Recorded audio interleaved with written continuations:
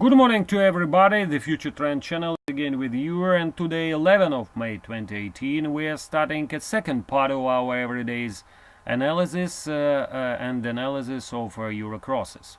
Here the situation is really very different. For example, in the euro ruble we have a really good correction to the downside that we saw yesterday. At the same time, such kind of currencies like euro sterling or euro Swiss is looking extremely buoyant at the moment. Let's see one pair to another.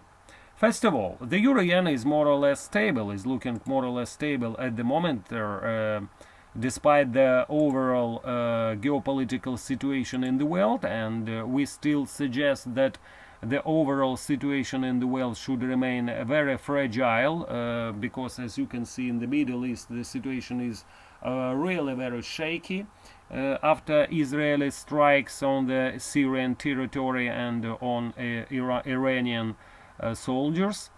And all in all, of course, the weekender should look really weather bothering, and from that point of view the upside potential of the euro yen should remain rather limited.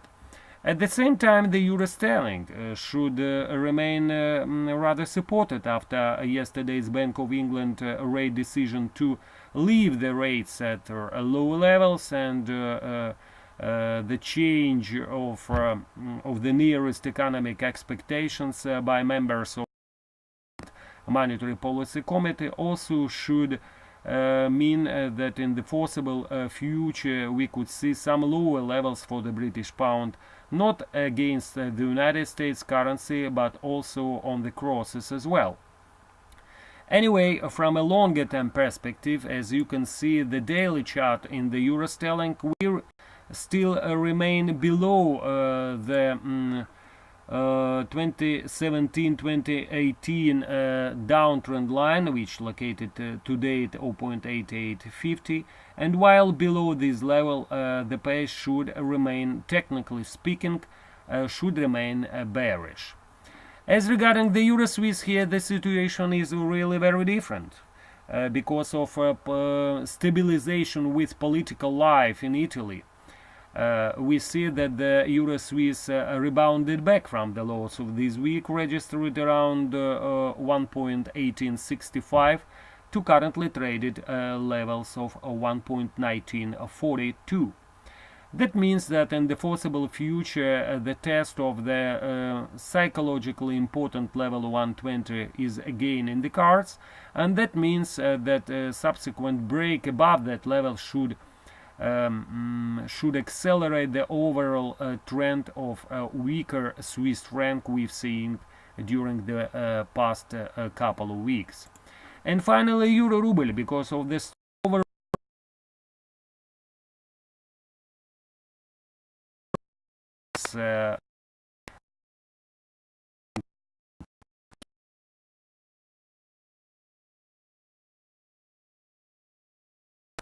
and we probably after a small pause or a small correction back to the north, the pair should again test some lower levels. Overall, here we still suggest that while above the former upper